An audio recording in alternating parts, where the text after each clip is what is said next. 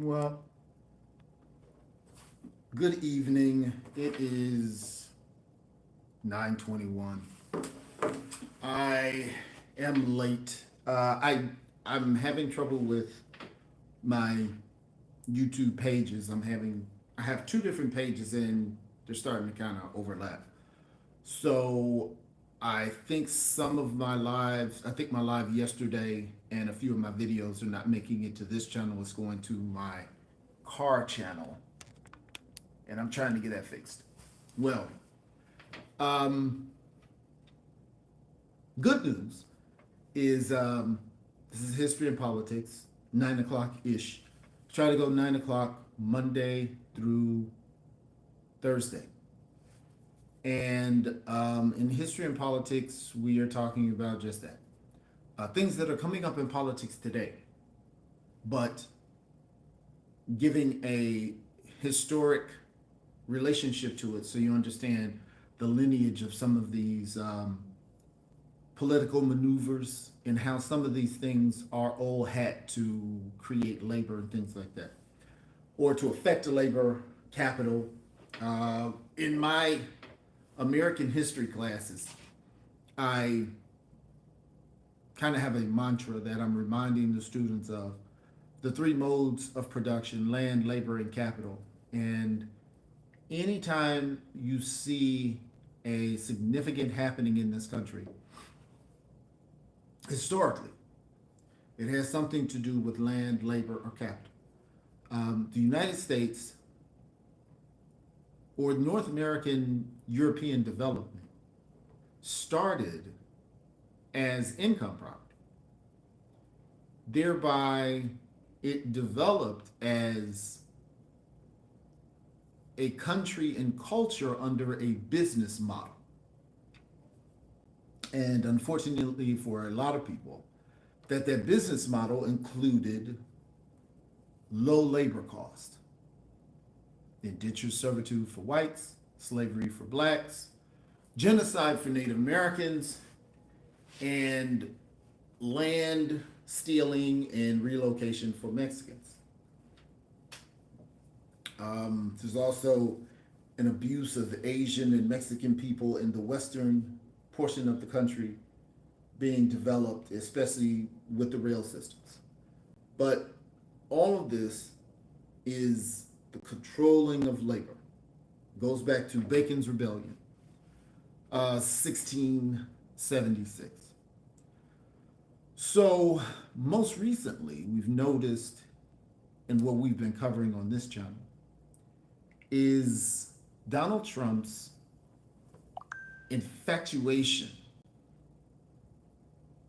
with sending U.S. prisoners out of the country to El Salvadorian prisons. Now, I have a wonderful student in my class who, as wonderful as he is, he's underinformed.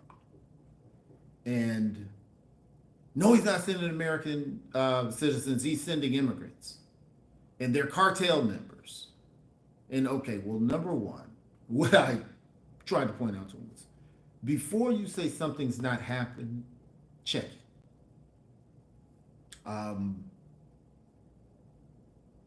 Yes, Donald Trump did send some immigrants. And the reason why he was able to send those immigrants, because those immigrants are not protected under the United States Constitution. And that's not the topic of our conversation on this channel. Um, Convicts that Trump is talking about are American citizens, because when he said it in February, he said, I don't know if the Constitution will allow us to do that. Because under the United States Constitution, there is no mentioning that you lose your citizenship with your liberty if you are incarcerated. Now, despite just moving past the fact that it is troubling that the United States president is not knowledgeable in the most basic form of the 10th, 5th, 14th, amendments and a few more. We covered them on some other lives. That we do have a right against illegal seizures, not just searches. You're seizing a person's body to take them somewhere. There is no legal precedent to take someone out of the country of their citizenship. It is not necessarily cruel. Cruel is arguable, but that is unusual to take American prisoners out of the country, and that falls under cruel and unusual punishment. Um, Excessive bail, um, equal protection under the law that is guaranteed by every citizen, double jeopardy. These people are already incarcerated. This could and should be looked at as a new and separate penalty to move these people somewhere they don't know, somewhere we don't know the communication networks, where their family will have a much more difficult time to get to them, to see them. That's not a right that you lose. Um, Into a place that they may not speak the language. We don't know the standards of care in El Salvadorian prison. So now we're looking up on cruel. So now we're using cruel and unusual. We also have to ask ourselves, Donald Trump was president before. El Salvador is where it's always been. Why is this just now coming up? What's different? Other than a particular international billionaire that is functioning in the White House. The last time that we had this much presidential attention to criminals was the war on drugs. And we ended up with many presidents, vice presidents, senators, congresspeople apologizing to black people, doing nothing about it, and saying, oh, yeah, this was a bad idea. So I am pointing out to everybody now, when Trump started this conversation about using American convicts as people to be sent to El Salvadorian prisons, he started off saying the most violent, the absolute worst people. The example he used was a man on YouTube that pushed a guy in front of a train. He said, those are the type of people. And then a month later, it turned into, well, repeat offenders. Yeah, repeat offenders. Those are the people that we want to do now. We went from the worst, only the worst, exclusively the worst people. Now he's backed off to, well, repeat offenders. Now, within the last couple of weeks, people who have protested and vandalized Tesla, Elon Musk's business. So we have gone from the absolutely worst of the worst of society. That's why we would make this huge change in the prison industrial complex and pay money out of the country, which he said it was to save prisons and private prisons money. Why would we be saving private prisons money?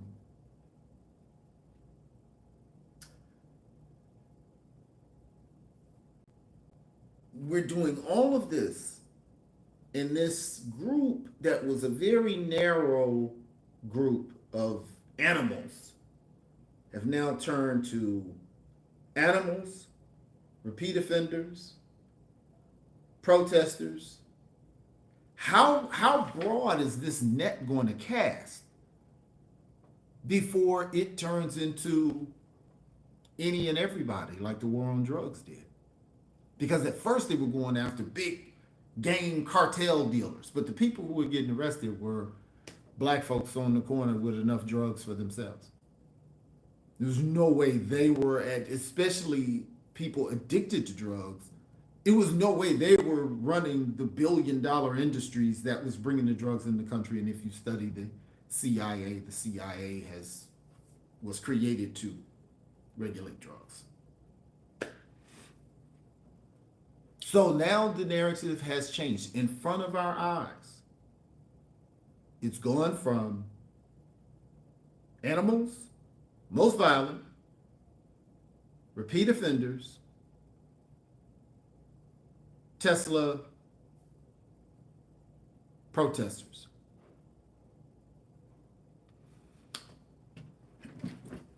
It's very similar to in the war on drugs when they said, hey, we're going to send military guns so their guns will match the guns on the street. Now, they didn't pass gun laws. They elevated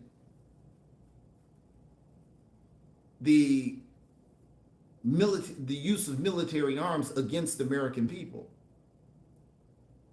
And the more Americans got eased into that conversation of militarizing the war on drugs, we ended up with helicopters, tanks, all this stuff for something that they admitted that they were wrong and shouldn't have done. But there, you could see Trump pushing toward this getting the American people to agree to sending these people out of the country. And this group is getting wider and wider. Where are we sending them to, and what is the purpose for them?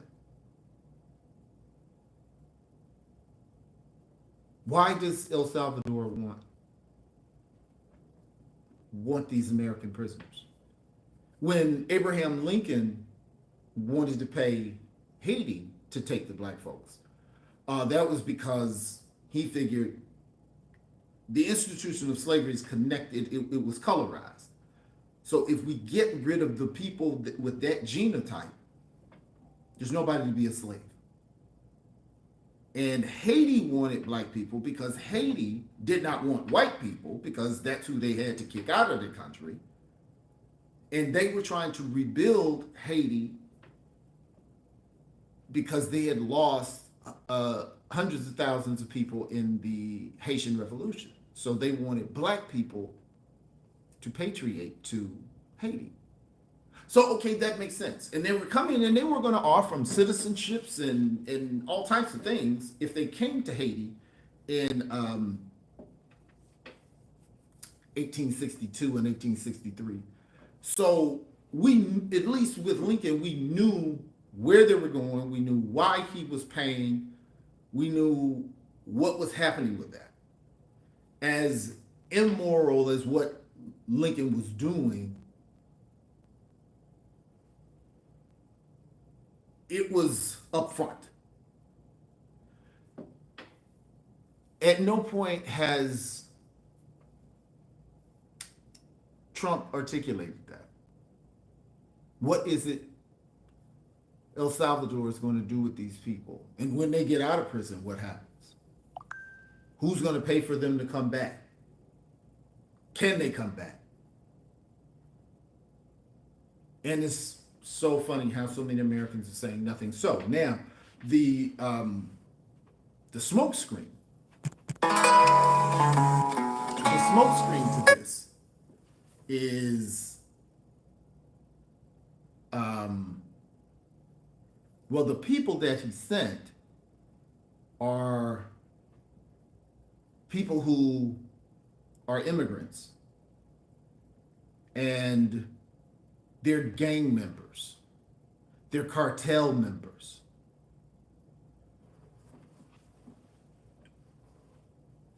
Growing up as a black person, many people in the United States, growing up as a black person, that happens a lot. That you are accused of being a member in a gang, because of where you live, because of who you know.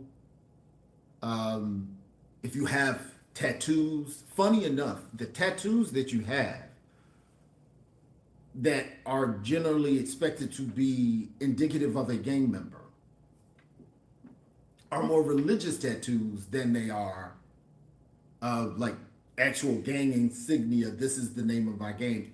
Actually, in my experience, I have seen more white people tattoo Aryan Nation, swastikas, that kind of stuff on their person. Black folks will usually have tattoos, but it's not related to, Crips, Bloods, whatever. Now, there are some people who do, but they'll have the name of where they're from, they have their family's name, they'll have their kids, they'll have don't mess with me or whatever, but rarely in growing up in the inner cities, big inner city like South Side of Chicago, you just don't really see that. So police will say we were gang members because there's no way to prove that you are a gang member, and there's no way to prove that you're not a gang member because gangs don't use paperwork. So these people that are just pointing out, oh, well, these illegal people that he's sending were gang members. How would we know that? As important, how would he know that? The president is so far away from immigration internment buildings. How would he know if the people that were sent were gang members? That doesn't make a lot of sense.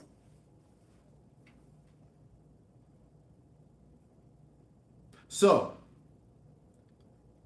I am going to try to stay on this, and I want you to look at it too. But before you say that this is not so or this is not what's happening, look into it. Don't just come up with, no, it's not, oh, what I found was illegal people. No, keep looking to see if what he said about American people is nothing. The Constitution does not protect immigrants. It only protects citizens, either temporary citizens or permanent citizens, naturalized or born. That's who the Constitution protects. So we're not talking about the people that he sent already. We're talking about the people he's talking about sending. Those weren't immigrants that are protesting Tesla. Those aren't immigrants that he says, I don't know about the Constitution, we got to check it. So let's see when the next change in who this mission is after. We start off with animals, most violent, then repeat offenders, now Tesla protesters.